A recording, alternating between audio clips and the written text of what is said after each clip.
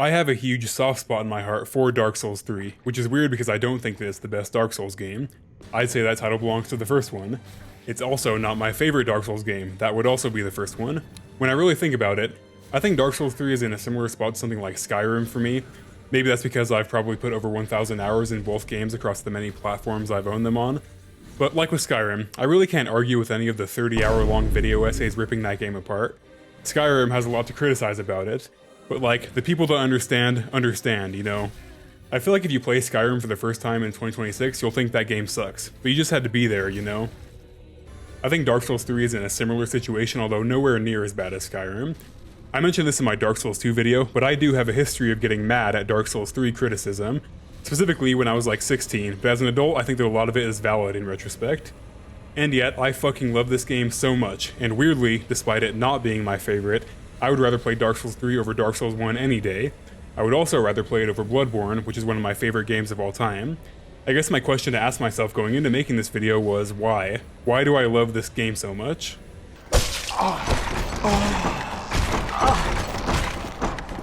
Alright, so I got into Dark Souls after Bloodborne released in 2015. What happened was I was like 13 scrolling on YouTube when I came across the channel Epic Name Bros playthrough of Bloodborne.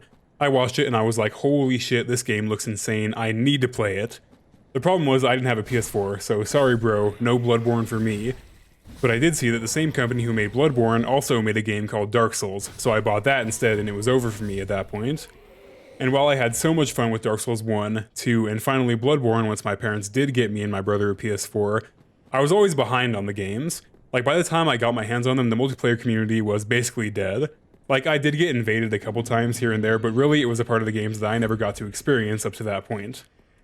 Until Dark Souls 3. This was the first time I actually got to play one of these games near to its release date, and bro, I can't tell you how much fucking fun I had in multiplayer. I loved dicking around with summons and invading people. I probably spent easily 100 hours just fucking around in Irithyll, which was like the main PvP area in Dark Souls 3. It was just so fun, and I think because of that, I've played Dark Souls 3 probably 5 times more than I've played any other FromSoft game. The multiplayer just kept me hooked. I would create entire new characters just to go PvP with them, which by the way is not necessary. You can change both your appearance and stats in DS3, but I did that anyway. Even like Elden Ring at launch didn't have the kind of multiplayer that Dark Souls 3 had, but that's not a player-based thing, that's just how Elden Ring is. I don't know why, but PvP kinda sucked in Elden Ring, back then anyway. I was actually surprised how active the multiplayer still is in Dark Souls 3.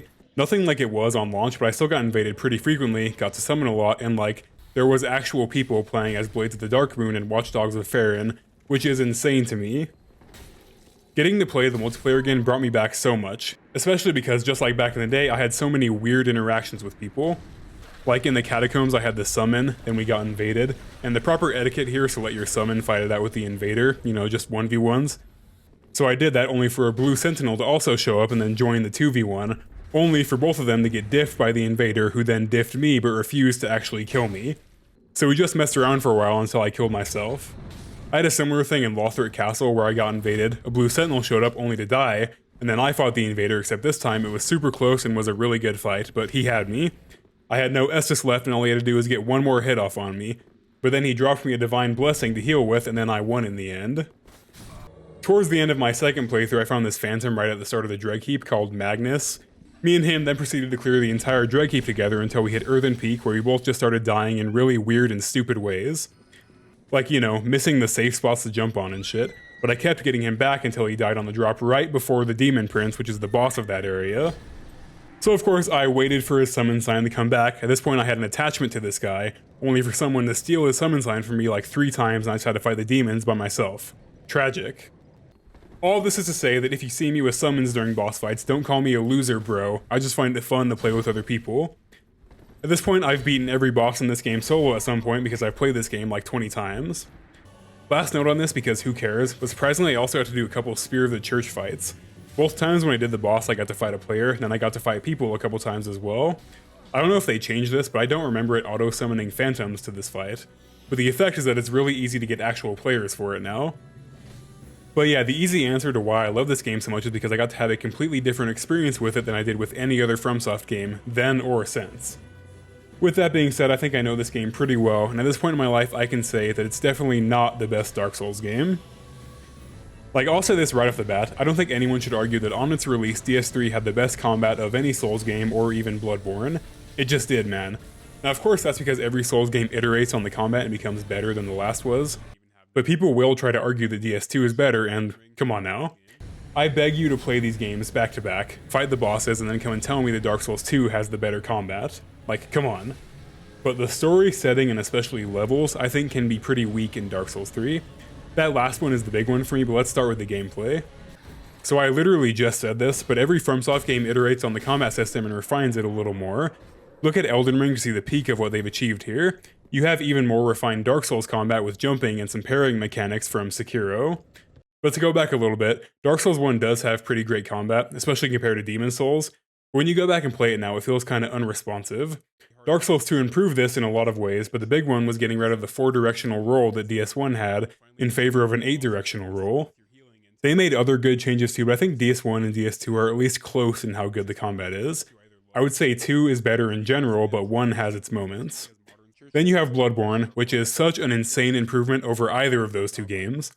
And this really comes down to how Bloodborne is played. In DS1 and 2, hiding behind a shield or putting on super heavy armor to tank more hits is a viable strategy. Those are not a thing in Bloodborne. There's only one shield, which is basically a joke weapon, and armor might as well just be for decoration.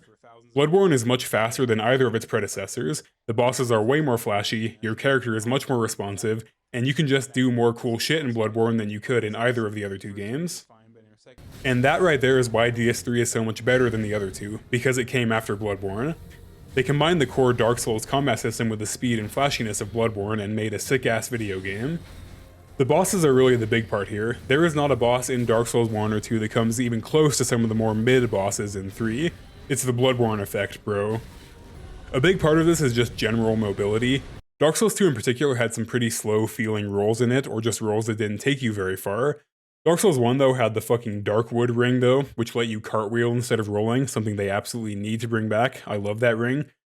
But anyway, rolling in 3 just feels faster and more responsive. It allows you to really master the bosses by learning their timing and what directions you need to roll in. You also can finally move while you heal, which you couldn't do in the first game and could only kind of do in the second one. I also think that the weapon movesets feel better, but that's more subjective. The real cool thing they added are weapon arts. Now technically, and I mean really technically, these were in both other games. Like for example, in Dark Souls 1 the dragon weapons had a special attack that they would do if you two-handed them, then did a heavy attack. Dark Souls 2 also had that with certain weapons like the Moonlight Greatsword, but with 3 they made it official and dedicated the L2 button to your weapon art when you two-hand a weapon. A lot of these are just like stupid little attacks, like most shields have parry on them, some don't though, like the Great Door shields. You have like little stabs from daggers, or like a lot of swords will let you enter a stance that unlocks new attacks, which are both cool and useful, but the real shit is when you get like the Dragon Slayer's Great Axe, which lets you do this.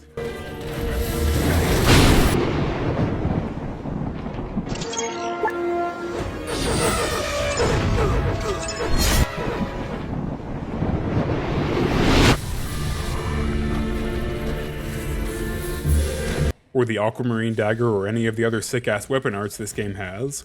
Really what this does is make you want to try out more weapons, which this game allows. Much like Dark Souls 2 and much unlike Dark Souls 1, this game is very generous with upgrade materials towards the end of the game. Not early on, you're supposed to have to go through the process of building up 1 or 2 weapons early on. Once you get to a certain point, you really can just use whatever the hell you want. They also allow you to respec, although only 5 times, and change your appearance 5 times. Just like what I said about Dark Souls 2 in this regard, I love this shit. There are so many cool weapons in these games, I think giving you the opportunity to use as many of them as you want is never a bad thing. Back on the topic of weapon arts, in the other 2 games they consume weapon durability, but Dark Souls 3 finally just added a mana bar, which was very needed. And to complement it, they added a blue Estus flask, which you now have to choose how many normal or blue flasks you want from the same pool of up to 15. I really love this for caster builds, which I did 2 of for this playthrough. I figure we're far enough to the video that I can say this now. My first character was called John Jacob Jingle. He's a Faith Strength build. When making him, I initially tried to make Meat Canyon, then was gonna do a Pyromancer build, but I just couldn't get it right. I fucking suck at the character creators in this game, or basically every game that has one by the way, but then I decided to do Faith instead because I've literally never done one of those, and so I tried to make Shazam from DC, but again, I suck. So I ended up making this Ultimate Warrior looking bloke. My second character was called Femboy Fuda House, which if you don't know is a game on Steam. I don't know if this happens to you guys, Maybe it happens to me because I always, without fail, have to click on the porn games when Steam shows me them, but this was one of those. Steam slid this game across my home screen, and without fail, I just had to click on it and read the reviews.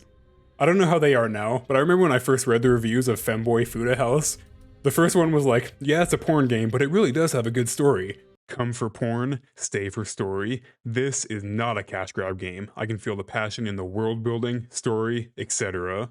Never thought I'd say this, but I had a more coherent, polished, and actually enjoyable experience playing Femboy Fuda House than I ever did with For Honor, and I mean that with zero irony.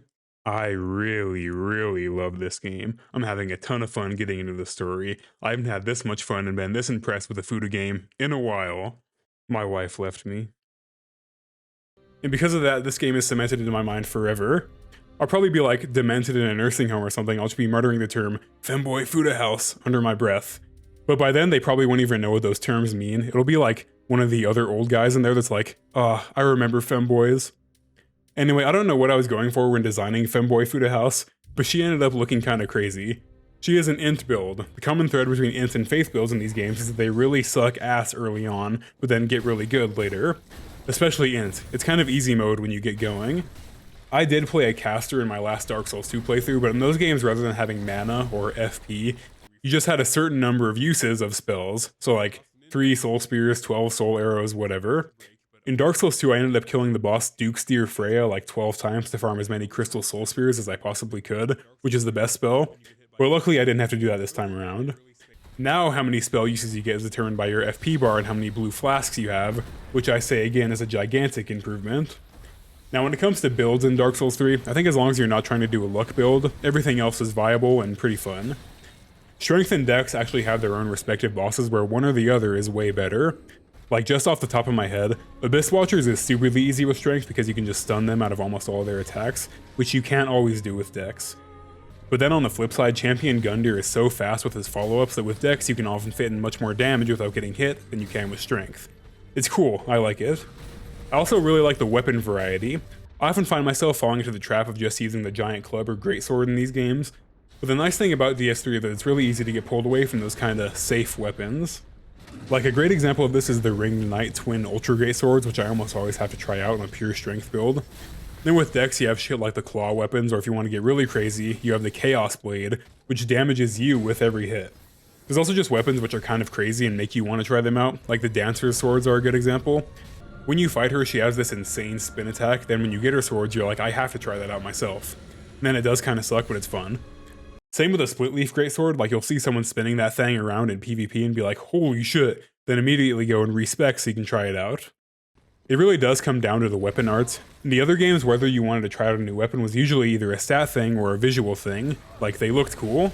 Here though, you'll just see people in multiplayer see videos of someone doing something insane, and then immediately go to try it out yourself. I think it's really fun.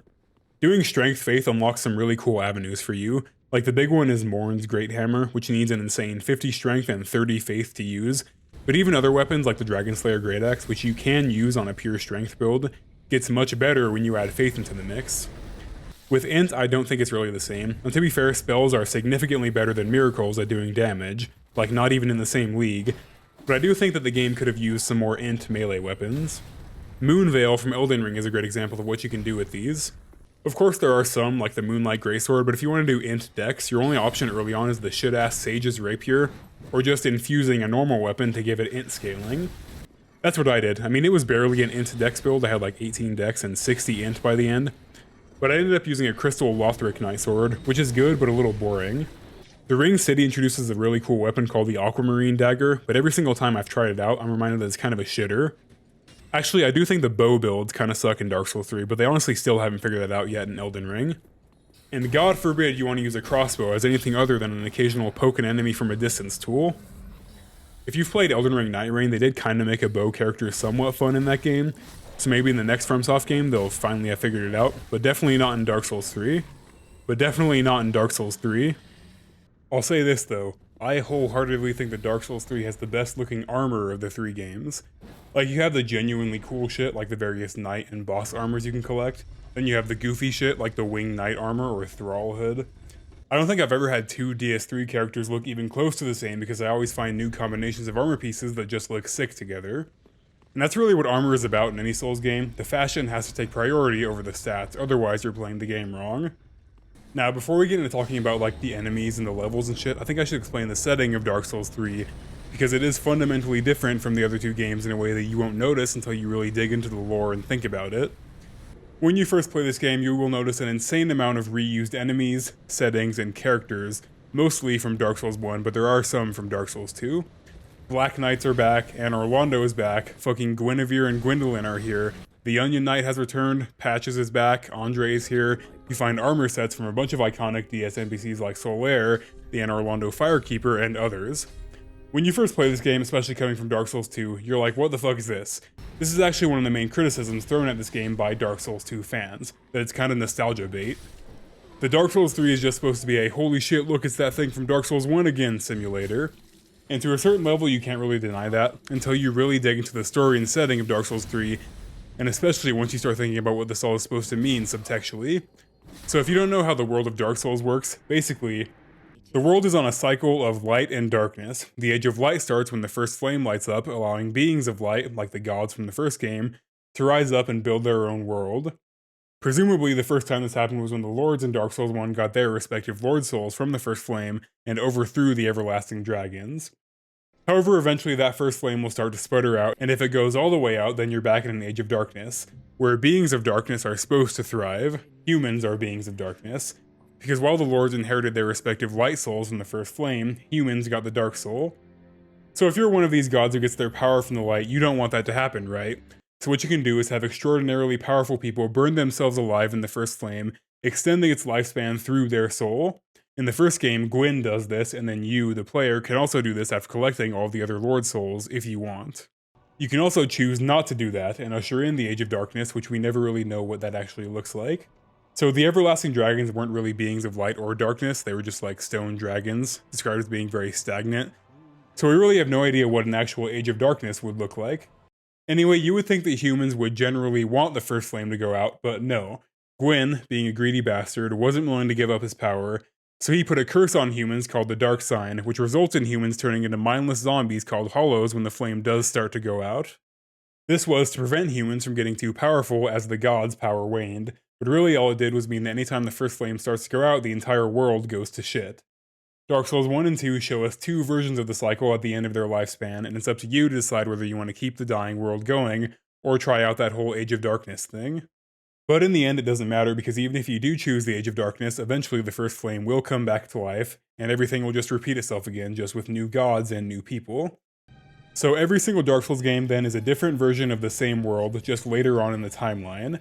So then why are there so many familiar faces in Dark Souls 3? That actually makes the game feel like it takes place directly after the first one. You've got references to Gwyn all over the place, Katarina is back, Firekeepers are back, like come on now, what's going on here? Well, the actual setting of Dark Souls 3 is this, in my opinion. This cycle we just talked about has repeated itself so many times now that the world has literally run out of original ideas. At this point, almost every possible reality has played out. We are now an inconceivable amount of time post Dark Souls 1 and 2, so much so that the world is repeating on itself. That's why Anne Orlando is back, but this time it's Irithyll, and the Onion Knight is back, but this time he's Siegward instead of Siegmeyer. Like, the cycle has repeated itself so many times now that the different timelines are basically crashing in on themselves. Like, you find Earthen Peak just sitting there in the Ring City DLC, which is the farthest point in the timeline that we get to see. And oh shit, spoiler, but the final boss of the game is literally the ashes of presumably hundreds or even thousands of people who've burned themselves in the first flame to keep it going. Actually, that's kind of what the player is too, except rather than being the ashes of the people who succeeded, the player is made up of the ashes of the fucking losers who died along the way. It's actually kind of funny then how some of the NPCs revere you as if you're not the collective failures of generations past. Although, I don't know, I feel like that's what a lot of us are in real life too. Anyway, we need to talk about subtext here, because to understand why the setting of Dark Souls 3 is like this, you kind of need to look at the situation around it and Dark Souls 2's development. So, of course, my name is not Hidetaka Miyazaki, so I don't know any of this. When you look at the games that man has made, the Dark Souls series are the exceptions. And they're the exceptions because of that word, series. Demon's Souls did not get a sequel. Bloodborne will likely not get a sequel. Doesn't really seem like he enjoys making sequels. That's presumably why he didn't directly work on Dark Souls 2, because he was working on Bloodborne instead. If you look into it, it also doesn't seem like he was working on Dark Souls 3 until being directly asked to by FromSoft leadership. So I've always thought that the reason that Dark Souls 3 has this very specific narrative is that Miyazaki was saying, don't make me make these fucking games anymore, I don't want to. To me, reusing so many characters and settings from the first game was him directly saying that he didn't have any ideas left for the series. Of course, Dark Souls 3 does have plenty of original content, it's mostly original content, but a lot of it isn't. That's why you see so much more reuse from DS1 than DS2, I think, because DS2 wasn't Miyazaki's game, so those weren't his ideas in the first place. I think that Dark Souls 3 as a video game is meant to also make you think that this series has gone on for long enough and to let it end. Not because the games have gotten bad, but because they very well could if we get a Dark Souls 4 and 5 and 6 and so on. Anyway, I bring this up because I think it's important to keep in mind when we talk about basically everything else surrounding Dark Souls 3, so let's get into that. So I think the enemies of Dark Souls 3 are generally very good. There's a lot of variety in between areas and they keep it fresh even when a lot of the enemies are just blokes in armor. But that's just Dark Souls right there. Like, compare Lothric Knights to Irithyll Knights. Those are two very different enemies that you have to approach in different ways despite both being guys in armor. My favorite are the Winged Knights. Like, they look so goofy, these giant fat dudes who have these tiny little wings on their back, but then they pull out the fucking divine pillars of light and make you rethink your body shaming. The golden ones are even funnier, and they're also great for XP farming. I'm also a big fan of the Boreal Valley Knights, actually all of the Boreal Valley characters. They are in fact dudes in armor as well, but they fight like wild animals given weapons. The only exception is Dancer, who is very graceful, but still, these guys are all hunched over, basically walking on all fours. Really gets you intrigued in the lore and why they're like that. I know from my little story lesson earlier, you might just assume that Dark Souls 3 doesn't have good lore, but it definitely does. Although I would say it's probably the weakest in the series. Anyway, the big improvement here are the bosses. Specifically, the scale and the spectacle of some of them. I think in Dark Souls 1, the only real spectacle boss I can think of is also the worst boss in that game, Bed of Chaos. Although I'd say of the actual bosses, Manus is probably the most showy. DS2 doesn't really have a lot of spectacle with his bosses though. In the base game, I'd say Dark Lurker is probably the coolest. But it's only really in the DLCs where you get that kind of spectacle that you expect from FromSoft bosses these days. Sin the Dragon is probably the most showy, but I will compliment the Ivory King for having one of the cooler boss fights in the entire series. It's nothing like Dark Souls 3 though. One of the first bosses is the Curse-Rotted Greatwood, which while not being a super great boss, looks fucking insane. It's gigantic, it's disgusting, and it's very intimidating the first time you fight it. Greatwood is very similar to High Lord Wolnir, which is also one of the sickest bosses visually in the series, but is also not a super great fight. They have a very similar gimmick. With Greatwood you have to pop its boils, and with Wolnir you have to avoid his smoke and destroy his gauntlets. For the actual good bosses, Abyss Watchers is a really cool concept for a gank fight. Basically, you enter the arena finding yourself facing down one Abyss Watcher, then a little later a second one with its own smaller health bar appears. Oh shit, 2v1. Except a little after that, a mad Abyss Watcher appears, who will then attack the other Watchers as long as you don't get in his way. Abyss Watchers isn't super hard after the first couple times you fight them, but I think its first phase is genuinely inventive and pretty cool. Pontiff Sullivan is in my opinion one of the hardest and best designed bosses in Dark Souls 3. Now I think a lot of the difficulty comes from how early in the game he is. I would not dare to say that he's harder than like Lothric and Lorien, Champion Gundyr, or Nameless King, but you're definitely not as strong and built up and sure of yourself when you fight Pontiff as you are in those fights. He's just a really solid FromSoft boss. He's really hard to dodge until you learn his pattern, and his second phase introduces the Shadow, which does each attack a little before Pontiff does. Both meaning that every one of his attacks is massively telegraphed, but also if you fuck up the dodge, you're now taking double damage. Nameless King is another really good boss. The dragon phase is super easy and it lures you into a false sense of confidence, but then completely dissolves in his second phase. With Gundyr, I truly think that at time of release, that guy was probably one of the most insane FromSoft bosses ever. He is very hard, but not like ball-bustingly hard. It's just that we had never seen a boss with these kind of combos before. If you've never fought Champion before, this dude literally has a follow-up for every single one of his attacks, and he chains them together so fluidly that you often don't realize he's not done attacking until it's too late. But of course, not every boss is a hitter. Some are just okay, like Vort, Osiros, you know, the bosses that you don't really think about until you replay the game, although Osiros is pretty memorable due to his voice lines.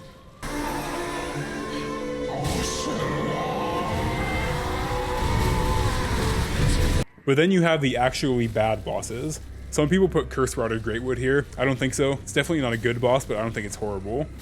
Deacons of the Deep, though, is definitely pretty bad. Very easy and very unoriginal. You just fight hordes of normal enemies, killing the special one to do actual damage to the boss until they summon the Pope in the second phase.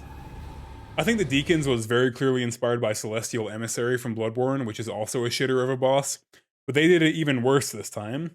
With Emissary, and I guess this also applies to Royal Rat Vanguard from Dark Souls 2, which guess what also sucks. But with those two, you don't know which of the enemies is the actual real boss. You just have to watch for the one that's trying its best to stay away from you. With Emissary, the second phase then has the real one become giant, but with Deacons, they just spawn a new special Deacon surrounded by bodyguards. I think that of the core 4 Lords of Cinder, they're all really solid except for Yorm the Giant. Yorm could have been a really cool fight. Like most giant enemies in these games are very slow and lumbering, but Yorm is actually pretty agile. The problem is that he's a gimmick boss. To beat him, you have to run to the back of the arena, grab a special weapon, then spam that weapon out at him like 6 times until you kill him. This boss is at least tense though, because Storm Ruler takes an uncomfortably long time to charge, but it's still kind of a stupid fight. The upside is that it's really easy if you do Siegward's questline. I actually think they did this kind of boss fight 10 times better in Elden Ring with Rykard. That one is also technically a gimmick, but in that case, while you do have to use a special weapon, you actually get to fight the boss rather than having to run for your life until you can find an opening just to charge up your weapon. This boss isn't necessarily bad, just kind of a waste of space, but the champion in the Great Wolf from Ashes of Ariandel is so disappointing. I would actually say the existence of that boss knocks Ashes down from just being an okay DLC to being probably the worst Dark Souls DLC in my opinion. It sucks too because Freed is an amazing boss, but in the DLC you just get her and the fucking champion. The Crystal Sage is also just kind of a mid to bad boss. I don't think he's horrible, I just think he's very boring after the first time you fight him. He just sits there and throws spells at you, mixing it up in the second half by spawning clones all around that now also throw spells. Of course, probably the worst is the Ancient Wyvern. It's not even a boss, it's just like, I don't know, a puzzle. You see this gigantic dragon attack you and think, oh shit, a dragon fight, let's go. But no, not a dragon fight. Instead, you're just supposed to climb to the top of the arena and drop attack it. Very lame. Alright, now to get back to the good. Every DLC boss besides Champion is amazing. I'm pretty sure that besides Ishin and Sekiro, Freed is the only FromSoft boss with 3 separate health bars. You first just fight her, which she alone is like a stronger version of Priscilla from DS1. But then the second phase also has you fighting Father Ariandel, who's very visually cool but is really just a massive target. The third phase then is like a twist, where they give you a Titanite slab and lure you into a false sense of confidence, only to reveal that Freed is back again. It's really good. Likewise, I think all of the Ring City bosses are amazing. I actually would say it's the best DLC in the series. The demons are probably the weakest besides Spear of the Church, but that one is like a fun PvP match. You start out fighting 2 demons, one in melee mode, shown by them being bright, and the other in ranged mode, shown by them being dark. The 2 will switch off throughout the fight, forcing you to try to either commit to killing one or just bounce between them. I think that this is one of the better gank fights in the series. The 2 demons play off each other really well, and unlike something like Ornstein and Smo, you actually do have to kill both rather than just needing to focus on one at a time. Once you've killed both, you fight Demon Prince, who gets different attacks depending on which demon you killed first. I don't remember which is which, but if you kill one demon first, the prince gets Pyromancy, whereas if you kill the other, he gets a crazy laser attack. I go back and forth between which I think is easier. The Pyromancer has this crazy nuke attack that he can hit, but you can pretty easily stun him out of it, while the laser attack is pretty easy to dodge but will homelander you if it does hit you. Now when it comes to Midir, I think that while it is an amazing fight, I don't think it's better than Calamite from the first game. The main reason for that is that Midir just has way too much health. Like, you get to a point with fights in these games where it's almost kind of boring to fight bosses that take too long to kill. I'm not saying that Midir is boring, but especially if you summon, this fuck has so much health. But besides that, he is pretty cool. He also has a laser attack which bisects you if it hits, but unlike Elden Ring's dragons for example, you can generally stay pretty close to him and get off a lot of attacks. I already said this, but Spear of the Church is cool as long as you can get another player. Without that, it's just like a lame NPC invader fight. Gale, though, is neck and neck with Midir in being the hardest boss in the game, although in kind of different ways. Midir is so hard because he can very easily kill you while having enough health to stretch out the fight so damn long. But Gale is just a really fun and hard fight. He's super aggressive but still gives you openings to attack if you can recognize them, and his second phase introduces the kind of delayed cloak attacks which stresses that timing even more. He also just looks and sounds really cool, and from a lore perspective, this fight is sick as fuck because you and Gale are both basically the same. But from everything I just said, you can probably surmise that I really love the boss fights in Dark Souls 3, but what I don't love as much are the levels. So DS3 gets a lot of criticism for being very linear, which is valid. When you compare it to DS1 and 2, it is much more linear, although it's not a complete straight line. Dark Souls 1 started off technically kind of linear. Unless you bring the Master Key, you have to go to Undead Burg, then Blighttown, but you could also go to the more late game areas early if you wanted. It then opened up a lot in the second half with you being able to go in any of 4 directions to get the Lord Souls. Dark Souls 3 kinda has the Dark Souls 1 structure, but there's way less options at the start. In Dark Souls 1, if you want, you can, for example, go to the Catacombs early and kill Pinwheel, who's actually balanced around that exact thing. The Catacombs themselves will be super hard, but if you manage to get through it, you get to kindle bonfires up to 20 flasks, which is huge. You can also go to New Londo really early, you just can't fight the boss. Same with Darkroot Garden. You can buy the seal from Andre and go there as soon as you want. These options do not exist in Dark Souls 3. The only early game choice you have is that if you're really just insane at the game, you can fight Dancer whenever you want, which is a very cool Easter egg, but Dancer is a late game boss and will destroy most early game players. You then have other choices, like when you reach Crucifixion Woods, you can choose to go to Aldrich's Keep, then Farron Keep, or Farron Keep Catacombs, then go back and do Aldrich. Similarly, you can either choose to do Irithyll, Pontiff, then Aldrich, or you can do Irithyll Dungeon, then Yorm, then circle back to the one that you didn't do. But it's still a binary choice because until you've killed all other 3 Lords of Cinder, you can't fight the Twin Princes.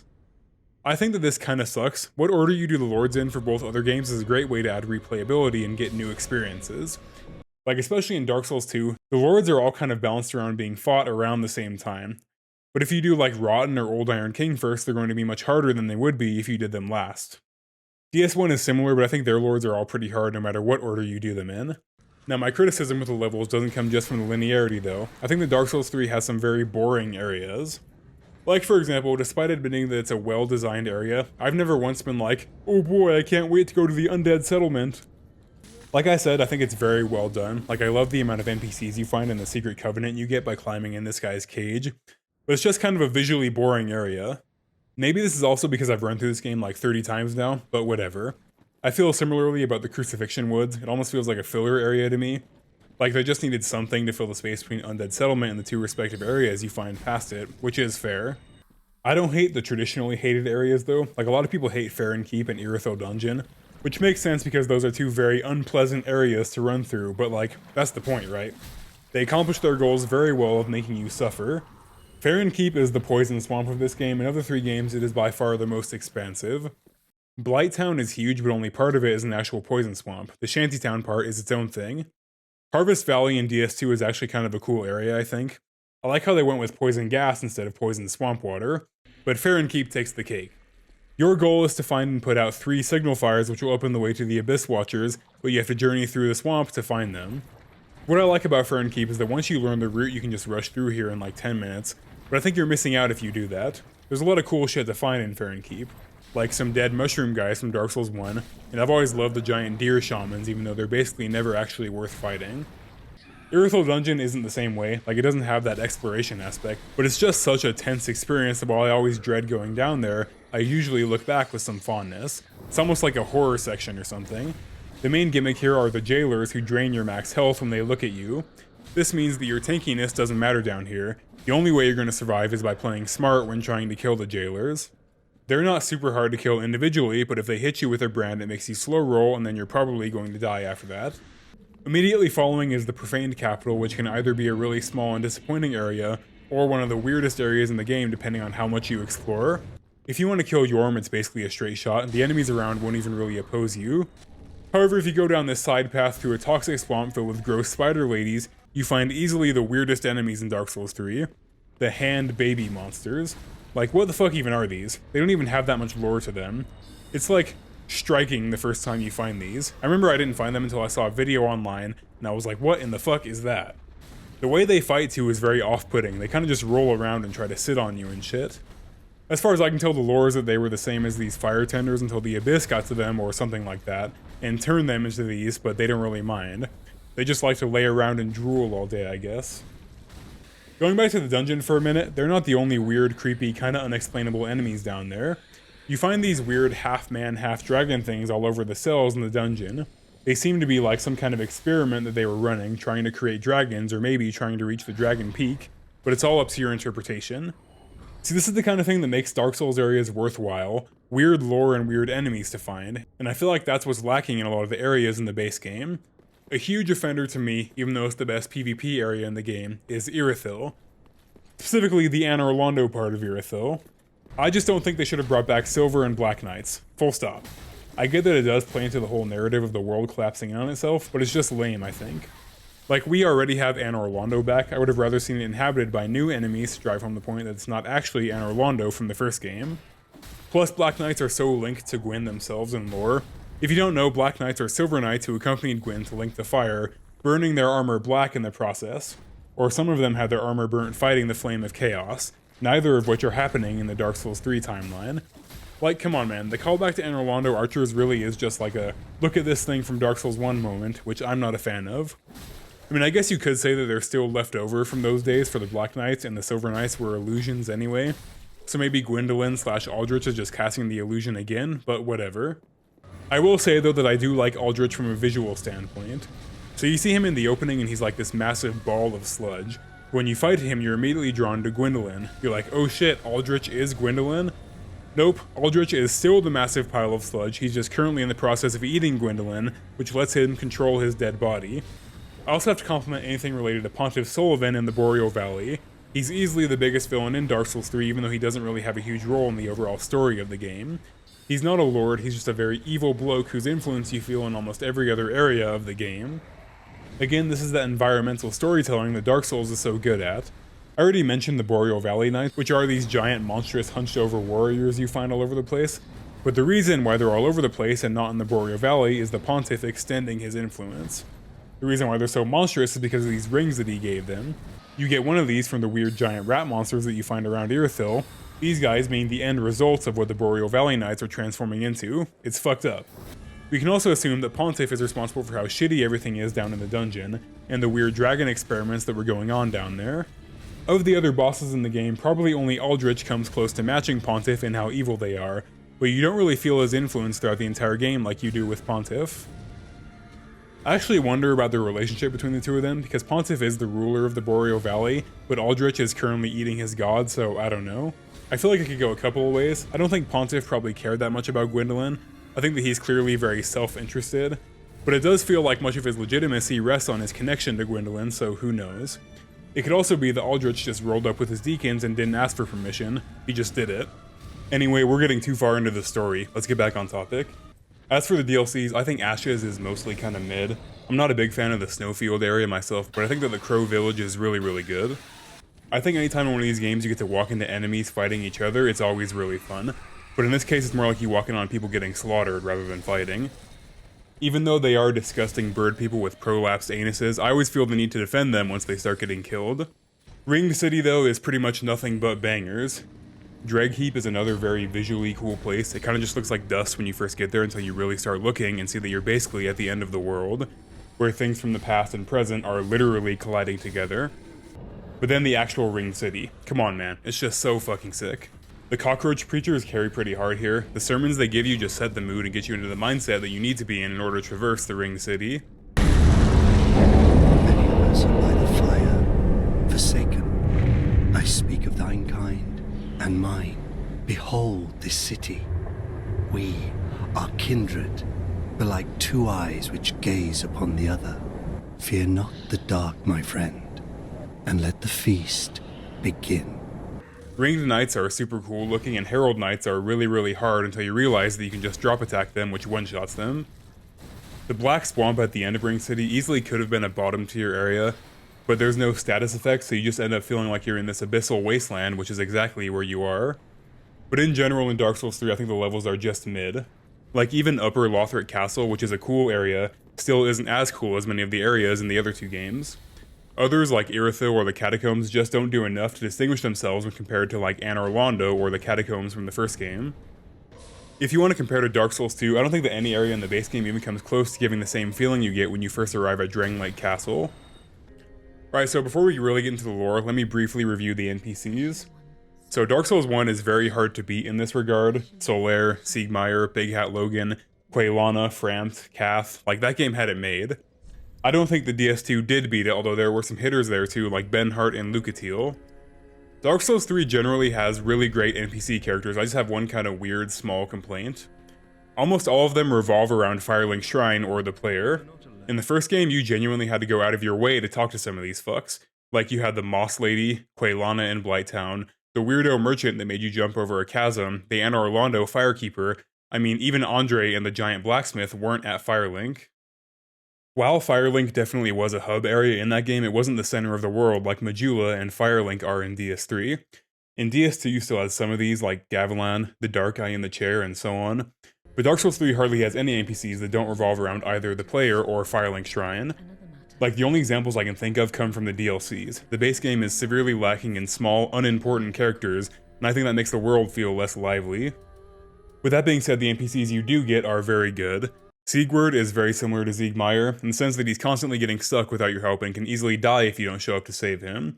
I do love the ending here though, where he shows up as himself, not a phantom, to help you beat Yorm the Giant, his old friend who he swore to kill if Yorm failed in his duty. What a guy. Similar thing with Henri, who I actually forgot switches genders to be the opposite of the player. I can't imagine what you would think of this if you didn't know about the secret ending where you marry Henri. But Henri's quest either ends with you plunging a sword into their face, which is apparently how Lords of Hollows marry each other, or if you help them beat Aldrich and complete their quest. But those two are similar in the sense that they're on their own little quest, and if you don't help them along the way, they'll die. But then there are some really fun and unique ones.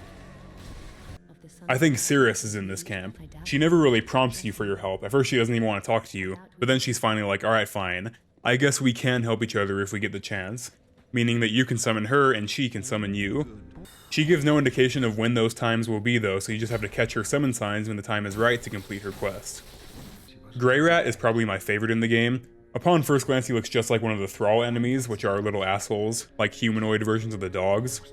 But when you free him, you find out that this little man is the nicest character in any Souls game. He just loves stealing shit, and because you saved him, he'll offer to go on 3 separate thievery runs to get you more cool things. The first one goes fine, the second he dies if Siegward isn't around to save him, and the third he dies no matter what, so I never send him on that one. I also really love that they brought back the teachers from Dark Souls 1. DS2 kinda had these, but not really. There weren't any scrolls in that game that you could bring to a teacher and learn new spells, you just found the new spells yourself. They brought that back in DS3 though, and it's great. Now, Orbeck is no Big Hat Logan, but the Pyromancer guy is just as chill as his counterpart was in Dark Souls 1.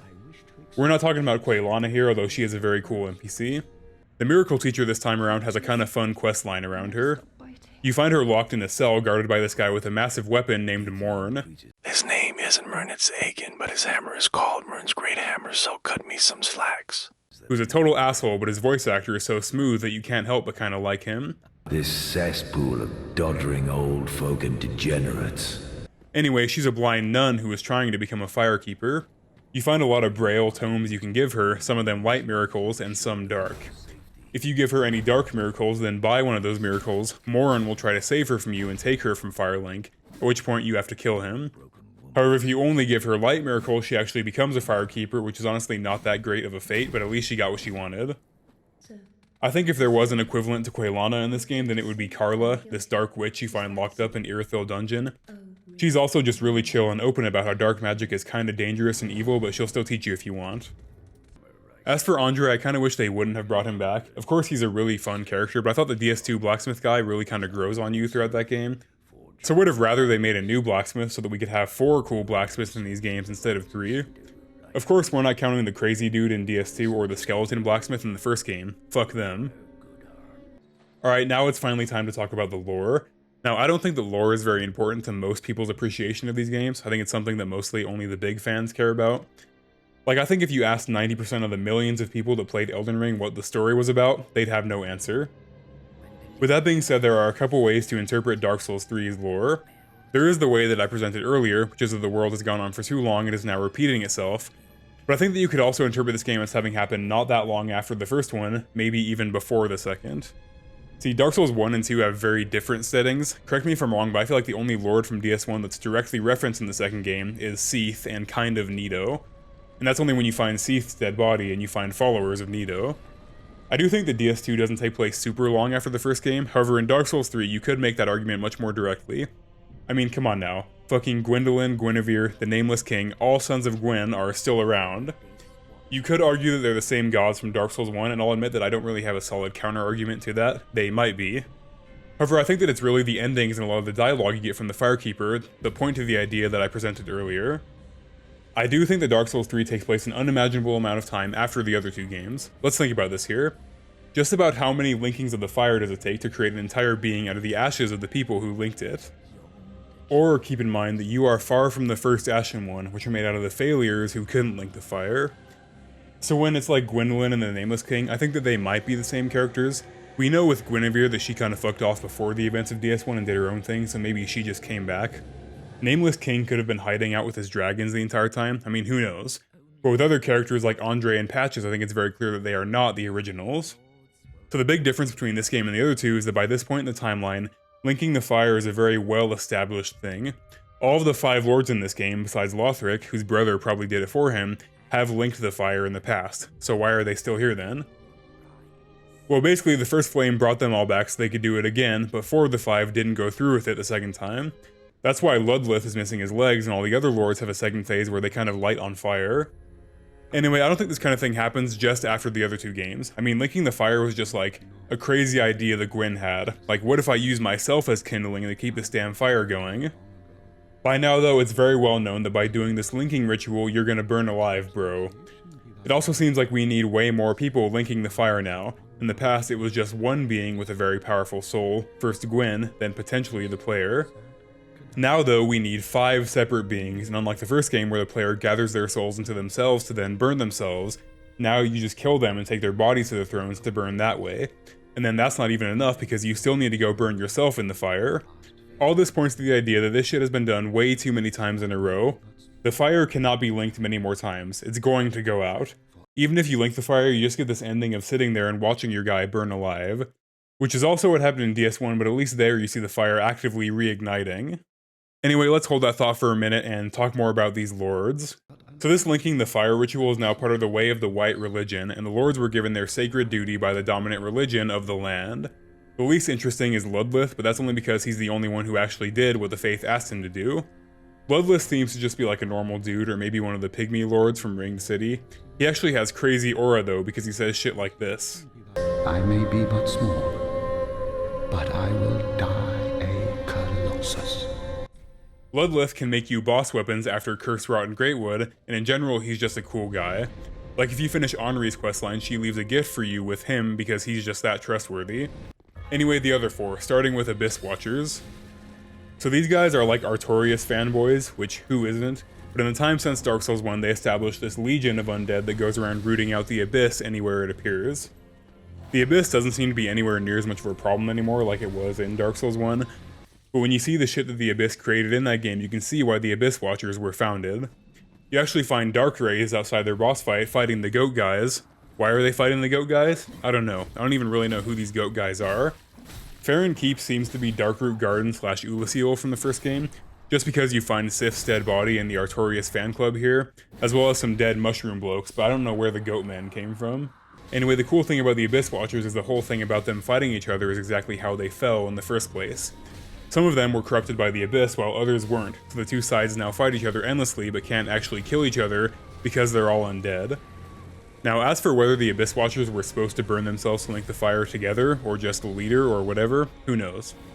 Aldrich comes next, at least in the order I always go, and he's actually a much more interesting character than his appearance as a giant blob would lead you to believe.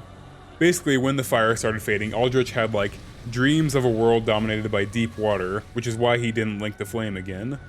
Why he looks like that is that Aldrich was a cannibal, and apparently he ate so many damn people that he became a massive blob of black liquid. It could also be that just as he ate more people and probably absorbed their souls into himself, his body started looking more like that deep ocean that he was dreaming about.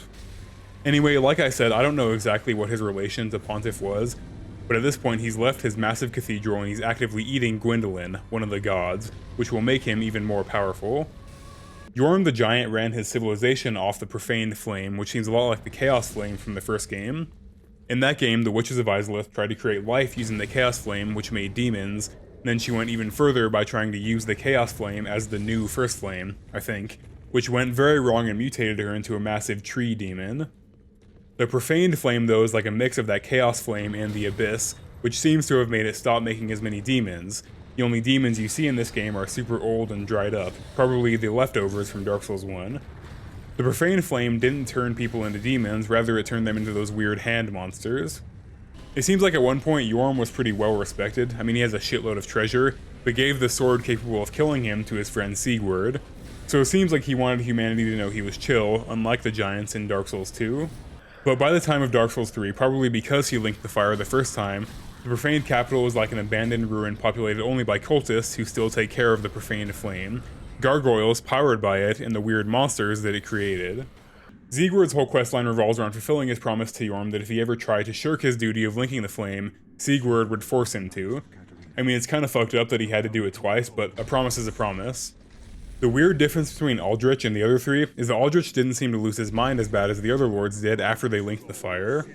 The only other lord who didn't basically become a mindless husk is Ludlith. Even Lorien, who presumably linked the fire for his brother Lothric, is a mindless zombie. I mean, I guess Aldrich could be one, he doesn't really talk, but that's also because he's a giant blob. I don't know, it just seems pretty willful to leave your giant casket in your cathedral full of worshippers to make a pretty long journey to go eat a god. Anyway, the final lord is Lothric, who we know didn't link the fire the first time like he was supposed to. They don't explicitly tell you that Lorien did it, but based on the state we find him in, we can probably assume that he did. If neither of them did though, then the situation we're in might be because of Lothric refusing to do it. Maybe if he had done it, we wouldn't need 5 separate lords plus 1 ashen one to get the job done. But Lothric is super frail and weak, which is why he ends up using miracles instead of the sword which was specially made for him.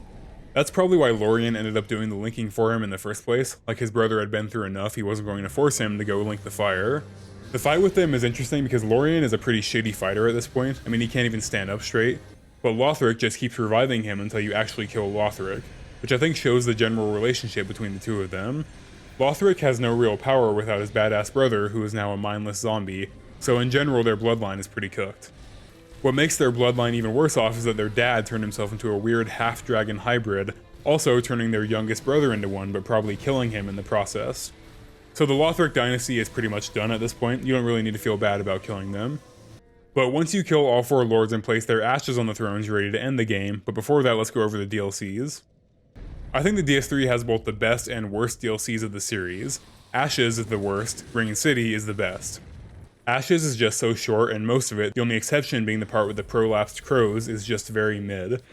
Sister Fried is a sick-ass boss, but she doesn't make up for the rest of the DLC in my opinion. The lore here is kinda interesting though. So the Painted World in Dark Souls 1 was initially made as kind of a place for the gods to hide their shames from the public. Those shames being Crossbreed Priscilla, who's the daughter of Seath, and maybe Guinevere, who knows.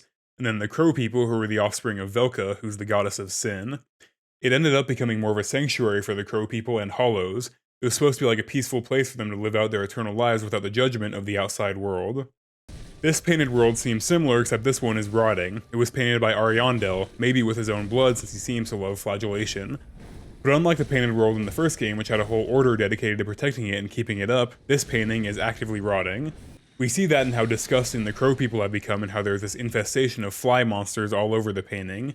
But rather than letting the painting die, Sister Fried, who's related to Yuria of Londor, who's very important in one of the endings, won't let it happen. So this little girl, who's also a painter, asks Slave Knight Gale, a Hollow Knight who's been around basically since the beginning of the series, just he hasn't been an important character until now, and to be honest he's not even very important to the overall world of Dark Souls now, but the painter asks him to bring someone into the painting who can show them fire, both burning down the painting and giving her the inspiration to make a new one. That being you, a being made of ash and fire. During your fight with Ariandel, you inspire him to bring fire back to the painting, which will eventually burn everything to the ground and end the rotting of the painting. But to make a new one, the painter needs even more inspiration, so she sends Gale to find the blood of the Dark Soul. That's where Ringed City comes in. Ringed City is probably even farther in the future than the base game. I don't know though, the time in these games is convoluted, so you never know. But by this time, the world has completely fallen in on itself, even more than it did in the base game. The Ringed City is a cool setting because it's ruled by humans, or the Pygmy Lords. Their warriors even have the dark sign on their armor, which is the most human thing in this universe. Now the unfortunate thing about humans in this world is that they are descendants of the Abyss, so of course the Abyss would eventually come to claim this place too.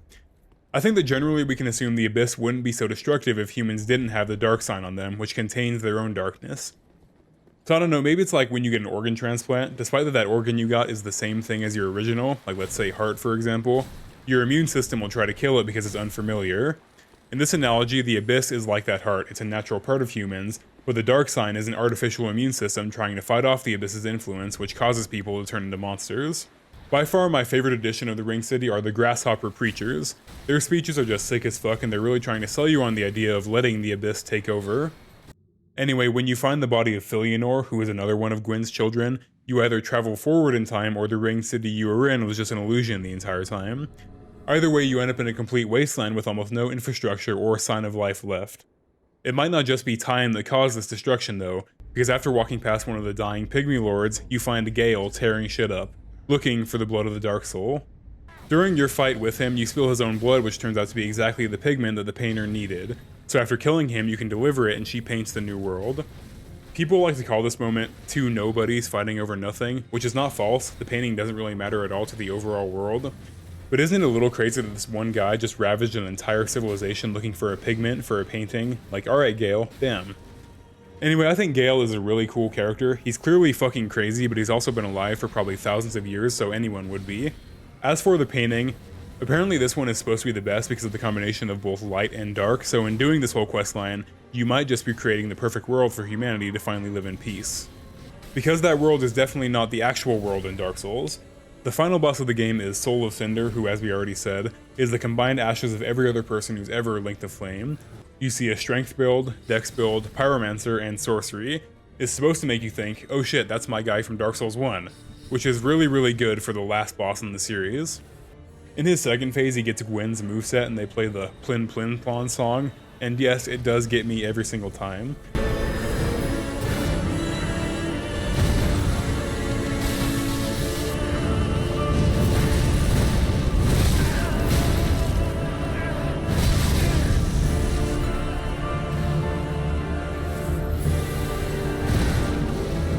But once you beat him, you can choose one of 4 endings. Of course, there are the 2 basic ones that all of these games have, Link the Fire or Don't, but there's more than that. Linking it is the default ending and it's by far the worst. If you play through this game and still think that one more Link would fix things, you're stupid, bro. To get the Age of Darkness ending, you actually have to find the secret Dark Firelink Shrine, which is probably the real Firelink Shrine. The main one is likely some kind of alternate reality created for the sole purpose of guiding you to linking the fire. But anyway, you find the real one and find a set of eyes on a dead Firekeeper that you can give to our Firekeeper, who will then help you steal the first flame, ushering in an Age of Darkness, but at least you and your girl get to live whatever kind of life you want within it. Or if you don't like her, you can press the attack button in a very short window, which shows your character attacking, killing, and then stealing the fire from her, which is easily the most fucked up ending. The final one though takes a lot of work to get. Well, not that much if you know what you're doing, but the first time you try to get it, it seems overwhelming. So step 1 is finding the Pilgrim Yoel of Londor, then killing yourself 10 times to get 5 marks from him, which also gives you 5 free levels. You actually don't go hollow in DS3 like you did in the others if you don't let this guy give you any marks. In DS1 you did anytime you died and had to use a humanity, while in 2 you got progressively worse the more you died. Here, once you hit like 10 hollowing, you just look horrible until you clear it. But you can't clear the marks if you want the ending. Anyway, Yoel dies and Yuria of Londor shows up, Londor being the place where the 4 kings ruled in the first game, another human kingdom that fell to the abyss. Yuria immediately is like, hell yeah, you're our new Lord of Hollows, trust us. And then all you have to do is make sure that Henri makes it to Irithyll. If they do, you can find this pilgrim in disguise stalking Henri, and it turns out that's because Henri is going to be your unwilling spouse, because, you know, of course a lord needs a spouse. So Yuria has Henri kidnapped and you have to marry them, at which point as long as you don't clear those marks Yoel gave you, you're set for the ending. The kind of cool thing about this ending is that basically no other Souls game aside from kinda Elden Ring, is that when you do it, you genuinely feel like you kinda have some backing from powerful people. Like there is a faction in the world that's trying to help you out, although they can't do everything for you. After you become the Lord of Hollows, you can summon the NPC Londor Pale Shade for various boss fights, who is usually an invader. You can also summon Yuria for the final boss, which I thought was mandatory. I thought it would be a situation where she only actually shows up in the ending and doesn't help you in the fight, but I was wrong.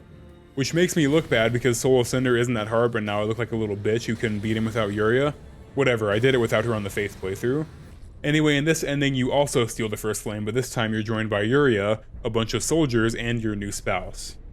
So much like the ending they added to DS2 and Scholar, the implication is that this time the Age of Darkness will be different because you're going to shape it the exact way you want. The difference between the two being this time you have an army. I really like the addition of this ending because just like the Dark Souls 2 one, it makes you feel like despite how bad the world might get during the Age of Darkness, you can imagine your character thriving. Anyway, final thoughts on Dark Souls 3. I love it, easily the best gameplay and boss fights of the 3, but I think in every other area it's kind of a toss-up. The lore of the first one is definitely the best. I'd even say that DS2 is probably also better, just because I think the amount of reuse of characters from Dark Souls 3 convolutes everything a lot. Like I said, if you go with my interpretation of the story, there's good reason for the reuse, but I still would have preferred less of it. The levels are another weak point, I think. I just don't think DS3 has many consistently memorable areas as the other two have. And of course, it is way more linear. But the weapons are sick, the NPCs are sick, and it's just a fun-ass game with really cool boss fights. Does that make it the best in the series? No, I still think that's the first one, but it's still a really good game. Is it better than the second one? I think that's mostly a personal preference thing, but I'd say yes. I fucking love Dark Souls 3! Thank you all so much for watching.